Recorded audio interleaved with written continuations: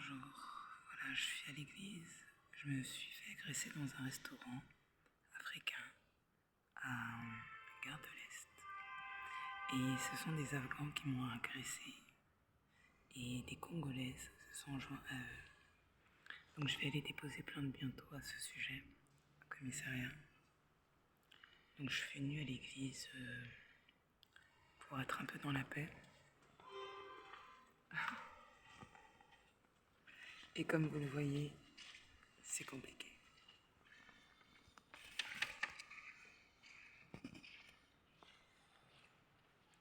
Très compliqué.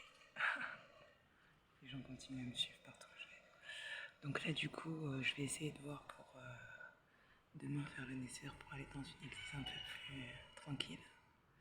Mais bon, aujourd'hui, je tenais absolument à venir dans cette église de Châteaudun parce que le Seigneur m'a parlé de cette église depuis de nombreuses semaines.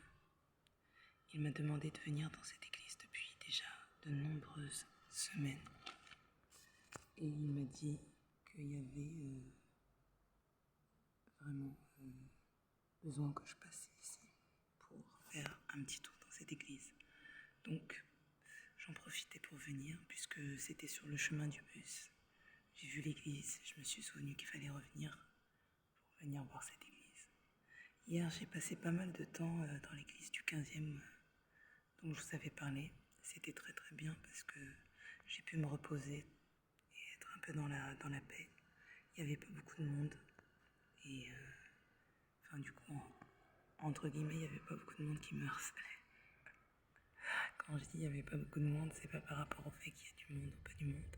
C'est du fait que j'arrive quand même à faire mes affaires, même si les gens me suivent et me harcèlent. Voilà.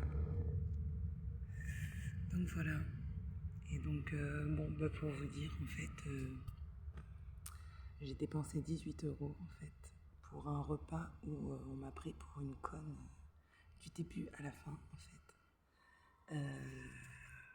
Alors je suis arrivée dans le restaurant.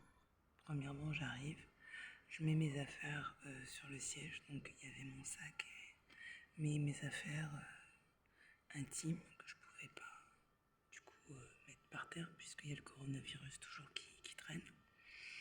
Et la personne me dit non, tu mets tes sacs par terre. Je lui dis non, je peux pas parce que je vis déjà en difficulté dehors. Donc je peux pas laisser mes affaires par terre. Il faut qu'elles demeurent propres. Donc qu'est-ce qui s'est passé ensuite? Ils ont refusé que je charge mon téléphone. Ensuite j'ai insisté parce que j'avais besoin de charger mon téléphone, j'avais plus de batterie du tout. Et donc là, ils ont enlevé une prise pour que je puisse charger mon téléphone. Mon téléphone n'était même pas à 27%, à peine 27%. Ils sont venus vers moi, ils m'ont crié dessus, c'est incroyable. Ils crient sur le client et ils disent pourquoi tu veux pas qu'on branche nos affaires sur tes branchements à toi. Je dis mais attends, ça c'est mes branchements personnels, je vais pas brancher mes affaires avec les vôtres. Donc ensuite ils insistent et commencent à lever le ton d'une façon vraiment ignoble. Donc je leur ai dit si tu me rends pas mon argent, je vais foutre le bordel dans ton resto. J'ai foutu le bordel comme il fallait, effectivement. J'ai appelé la police, elle n'est pas venue. En fait, la police n'en a vraiment rien à foutre, en fait, de tout ce qui m'arrive dans la rue, surtout à Paris 10. Donc c'était à Paris 10, à Gare de l'Est. Voilà. Ensuite, je suis...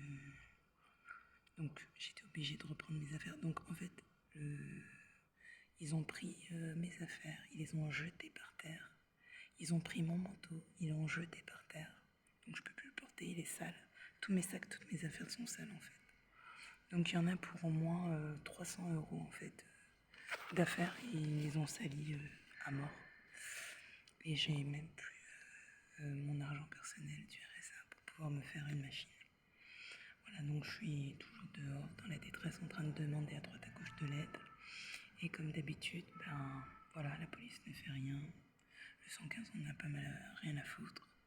Et puis, ceux qui se disent chrétiens dans la rue, quand ils voient des choses comme ça, au lieu de bouger, en fait, ils permettent que ça continue. Donc, mes amis, ne soyez pas étonnés de tous les drames qui vont avoir lieu. Il va y avoir des drames incroyables qui vont avoir lieu, ça c'est indéniable et ça va continuer. Et j'espère pouvoir quitter la France rapidement pour pouvoir me protéger de tous les drames qui vont arriver en France, parce qu'il va y avoir des choses très graves qui vont arriver et ce ne sera pas mon problème, ce sera celui de ceux qui ont permis que les innocents se fassent insulter dans les rues gratuitement et qui osent encore ouvrir leur bouche devant Dieu alors que Dieu ne leur permet même pas de rentrer dans leur maison, dans sa maison. Bref, pour continuer, donc j'étais très surprise, c'était un restaurant africain où ce sont des Afghans qui servent. Alors, pour info, c'est un restaurant congolais, Bangladesh, où la cuisine est Bangladesh africaine.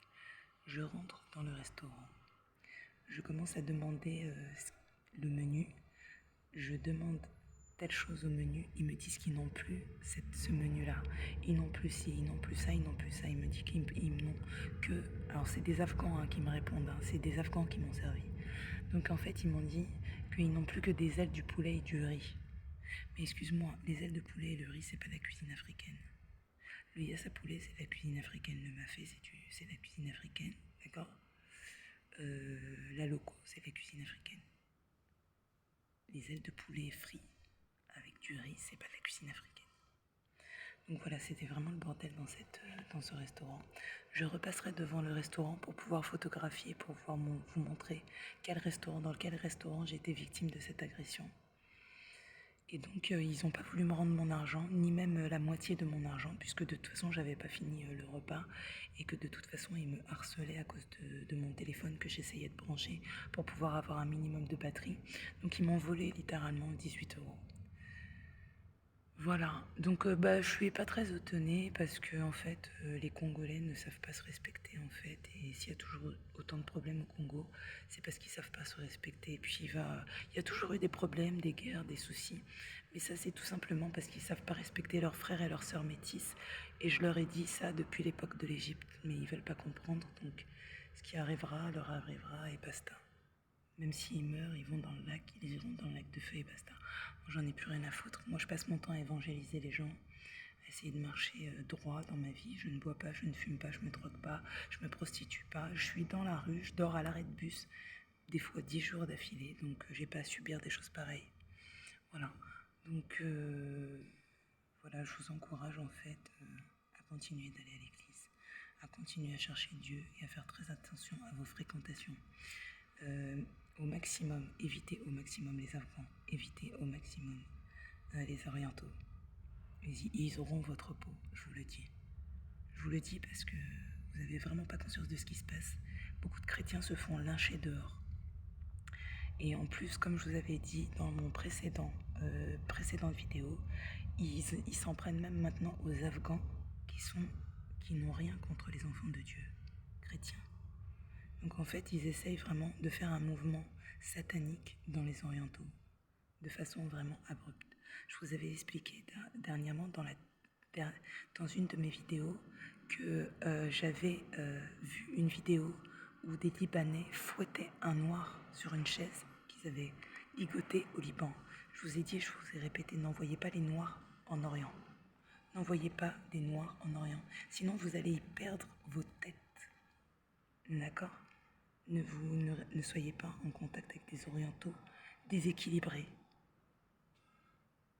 80% des orientaux ont des idées derrière la tête de tuerie de chrétiens ou de vol de dons, de grâce et de puissance quand ils voient des enfants de Dieu marcher dans la gloire de Dieu.